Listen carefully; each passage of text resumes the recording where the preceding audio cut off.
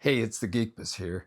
I'm going to make this one short because I've put out about three 20-minute videos, and God love you for listening to them, for those of you who've made it through.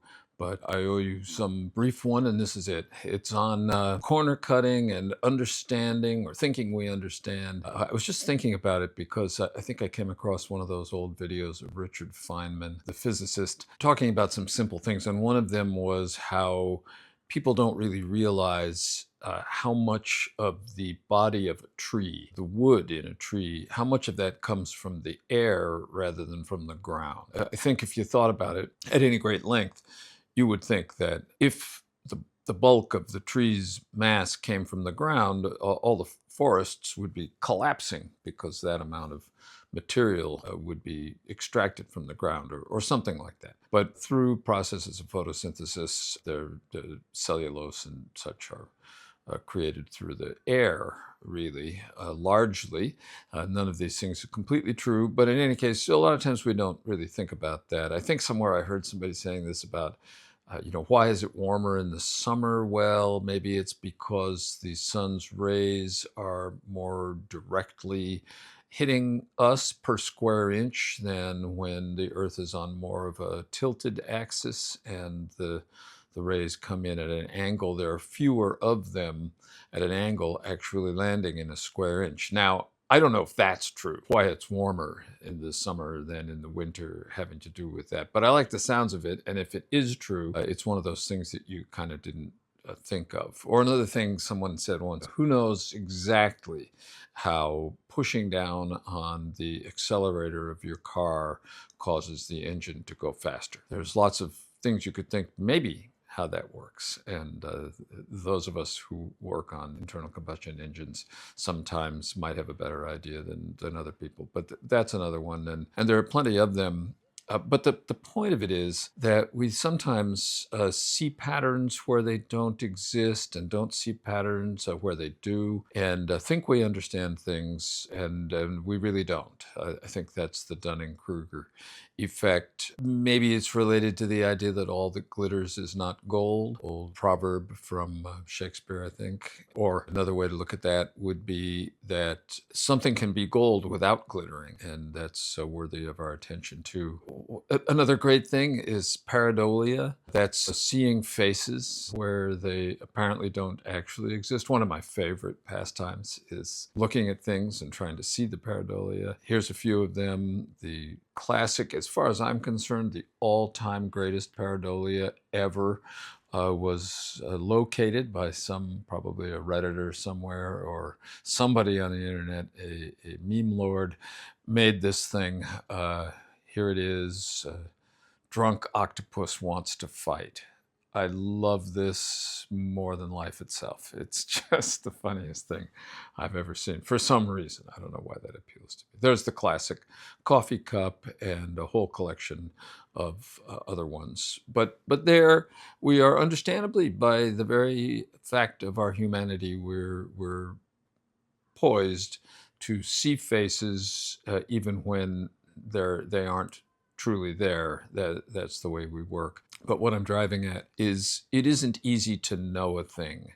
It's easy to think we know a thing and not easy to know it. Much of the time it doesn't matter all that much, but sometimes it does. I think this when I'm sifting through papers on complexity theory and I see some advanced math, usually with partial derivatives or something like that, I realize I don't understand that stuff anymore. I would have to spend a weekend going back over it to bring it back at all well. And so frequently I do not. And I skim over these things and I say, okay, I think I get it. And then I realize that I don't.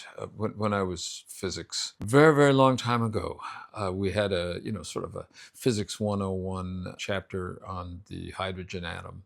And it made okay sense. It wasn't compelling, but it taught you the formulas and you could learn it. But then for the physics lab, it was expected that we would work a little harder. So I went to the 3-volume Feynman lectures, speaking of Feynman, and the very first one, if I remember correctly, was on the hydrogen atom, or early in the volumes anyway. And I had just enough math at that point to be able to make it through that, and I really took the time to do it. I don't know what motivated it. I wasn't that diligent a student, but that one I did. I sat down and I just worked through it, and the scales fell from my eyes, and I realized, oh, this makes all the sense in the world.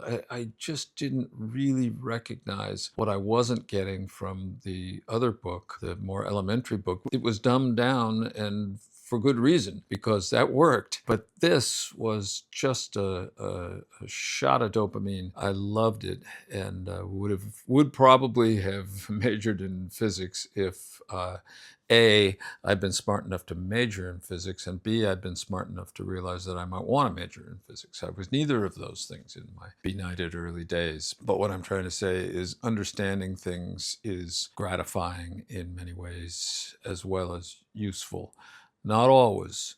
Sometimes taking the snapshot and ignoring details and working with the big picture and not particularly understanding. Sometimes that's better. I think ideally speaking, you have to be able to traverse a spectrum of focus, all while considering a single problem.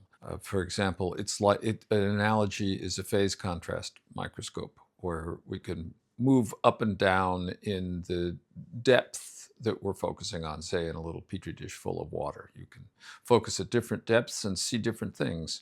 Or it's like the slider in Photoshop, the black and white versus grayscale slider. Slide it one way and everything is blocky, and you can just get the big things, and everything looks like one big thing or another, black and white geometric shapes. Slide it all the way the other way, and everything is a gray soup with no differentiation. But there are a lot of things to be seen in the intermediate levels of grayscale. And if you focus, if you slowly draw the slider across the scale, you will see different elements standing out prominently that you might have missed otherwise. So I think our understanding of things in the world can benefit also from some fluidity and flexibility across spectrums of fine graining versus coarse graining, what we look at, and looking at things in their most minute detail and looking at them in terms of their most emergent properties. I'm happy to hear examples and counterexamples from anyone, because I'm going to keep myself to my promise to keep this brief, or as brief as I can anyway. And we will... one other thing I have to say. I don't know if anybody else is following this guy who is sailing from Oregon to Hawaii by himself in a boat. He liquidated his 401k, sold all of his possessions, and learned how to sail for about a year, hopped in the boat, and now he's on his way to Hawaii. He's not by himself. He's with his cat named Phoenix. I can't help following this guy. I'm worried about him, and I seem to care what happens to him. And so I bring that up as a completely playful aside. But that's it for today from the Geek.